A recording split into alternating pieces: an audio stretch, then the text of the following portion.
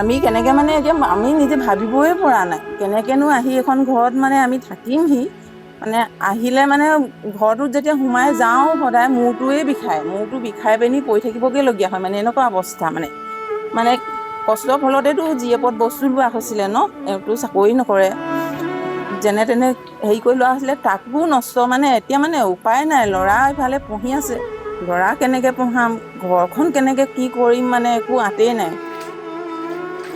শিৱসাগৰত দৰিকা নদীৰ জলস্তৰ বিপদ সীমাৰ তললৈ নামিছে কিন্তু দুখ দুৰ্দশা ৰাইজৰ এতিয়াও আঁতৰা নাই। লাহে লাহে ঘৰৰ ভেটিসমূহ ওলাইছে এতিয়াও বহু পৰিয়ালৰ চোতাল বাৰী বুৰি আছে ভেটিসমূহ ওলাইছে আৰু ভেটিসমূহ তথা ঘৰৰ ভিতৰৰ পৰা পানী ওলোৱাৰ পিছতে পৰিয়ালসমূহে ঘৰলৈ উভতিবলৈ প্ৰস্তুতি চলাইছে কিন্তু ঘৰৰ ভিতৰখন আহি দেখিছেহি এক বিধ্বস্ত ৰূপত। এয়া মই বৰ্তমান দেখুৱাইছোঁ এয়া ভাড়াধৰাৰ কৃষিপাম নিগমৰ এগৰাকী ব্যক্তিৰ বাসগৃহত আছোঁ। নামটো হৈছে দীপক গগৈ। মই তেওঁৰ বাসগৃহত আজি তেওঁ প্ৰৱেশ কৰিছেহি কিন্তু ঘৰৰ ভিতৰত প্ৰৱেশ কৰি দৃশ্য মই দেখুৱাইছোঁ একাঠু পৰ্যন্ত বোকা। এয়া মই তেওঁলোকৰ শুৱনি কোঠাটো মই দেখুৱাব বিচাৰিছোঁ। এয়া ডিভান এনেধৰণেই পানীত ডুব গৈছিলে আৰু এতিয়া বোকাত পোত খাই আছে। মই দেখুৱাইছোঁ এইবিলাক সম্পূৰ্ণৰূপে আচলতে নষ্ট হৈছে। এই পৰিৱেশ হৈছে কেৱল এয়া এটা উদাহৰণ। এয়া অনেকজনৰ ঘৰ বাসগৃহ বৰ্তমান এই দৃশ্যই দেখিবলৈ পোৱা গৈছে। মই বৰ্তমান দীপক গগৈ ঘৰ বাসগৃহ দেখুৱাই আছোঁ আৰু এয়াই ছবি সমগ্ৰ অঞ্চলটোৰ ছবি একেখনেই। এয়া তেওঁলোকৰ পাকঘৰৰ অৱস্থা যিহেতু 23 দিন ধৰি পানীত আছিলে 22-23 দিন ধৰি আৰু পচি গ'ল এইবিলাক বেৰ পচি গ'ল। পাকঘৰৰ এইখন বেৰ হাউলি বৰ্তমান পৰি আছে। মই দেখুৱাইছোঁ দুৰ্গন্ধময় পৰিৱেশ। ইয়াৰ বেৰখন পৰি গৈছে পাকঘৰটো সম্পূৰ্ণৰূপে নষ্ট। বাকী পৰিয়ালৰ লোকসকল আহি ইয়াত ঘৰত প্ৰৱেশ কৰিছেহি। আজি মই জানিব বিচাৰিম এইকেইদিন ক'ত আশ্ৰয় লৈ আছিলে আৰু বৰ্তমান কেনেকুৱা পৰিস্থিতিত সোমাইছে। আমি জুলাই মাহৰ 20 তাৰিখৰ দিনাখনে পানী আমাৰ ইয়াত আহিছে। পানী মানে ইমানেই দ্ৰুতগতিত আহিলে আমি মানে একো চমজিবই নোৱাৰিলোঁ। আমি একো মানে কৰিবই নোৱাৰিলোঁ। আমি যেনে তেনে মানুহকেইটাহে উদ্ধাৰ হৈছোঁ আৰু মানুহকেইটা যেনে তেনে মোৰ স্বামীও মানে তেওঁ পেৰালাইচিছ তেওঁ যেনে তেনে তেওঁক মানে ঘৰৰ পৰা আগবঢ়াই উলিয়াই দিলোঁ আৰু দি পিনি আমি মানে পিছত গৈছোঁ আৰু অকণমান কিবাকিবি কাপোৰ কানি এটা লৈ পিনি তাৰমানে গৈ পিনি মোৰ মা ঘৰৰ ওচৰতে আৰু মোৰ বৰ্তা ঘৰত তেওঁলোকৰ মানে দোকানৰ চৰ্ট আছিলে চৰ্টৰ ওপৰতে আমি থাকিলোঁ।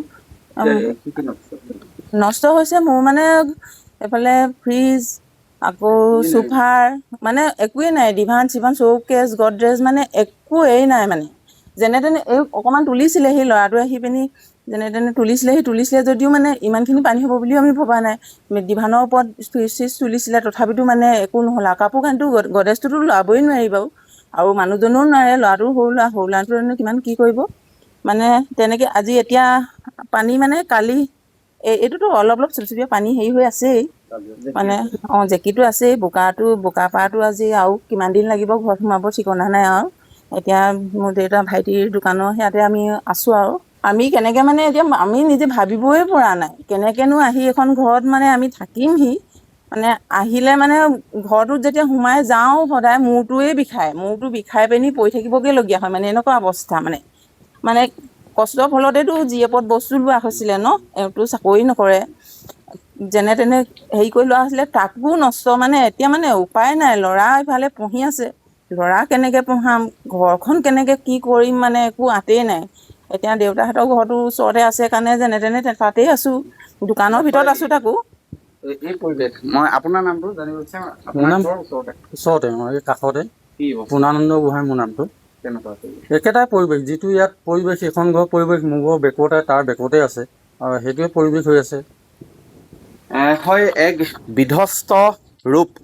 মই বাসগৃহসমূহৰ দৃশ্য দেখুৱাইছোঁ কি ধৰণৰ পৰিৱেশ। এয়া একাঠু পৰ্যন্ত বোকা পানী কিমানলৈকে উঠিছিলে মই সেয়া দেখুৱাব বিচাৰিছোঁ। বাইদেউ অকণমান ৰৈ দিয়ক মই দেখুৱাইছোঁ যে এয়া চাওক পানী এই এডিঙি হৈছে যিটো চিন দেখিছে এইটো চিন পানী উঠা চিন আছেও এতিয়ালৈকে তেওঁৰ এডিঙিলৈকে পানী উঠিছিলে। এই ঘৰটোত এডিঙি পৰ্যন্ত পানী হৈছিলে। এয়া দেখিছে এইবিলাক সকলো আচলতে পানীত ডুব গৈ আছিলে, বোকা আছেও, এতিয়াও লাগি আছে।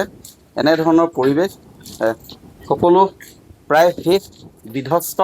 আৰু এনে এক পৰিৱেশক আজি দেখিছেহি ঘৰৰ ভিতৰত যেতিয়া বস্তু বাহিনী আনি সোমাবলৈ লৈছে, বস্তু থ'বলৈ কোনো ঠাই নাই।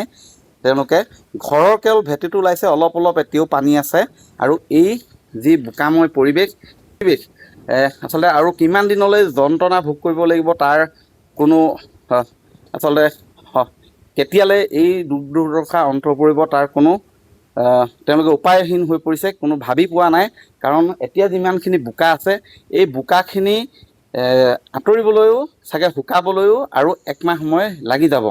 গতিকে এনে পৰিৱেশেই এৰি থৈ গৈছে, এই বানে এৰি থৈ গৈছে এনে এক পৰিৱেশ।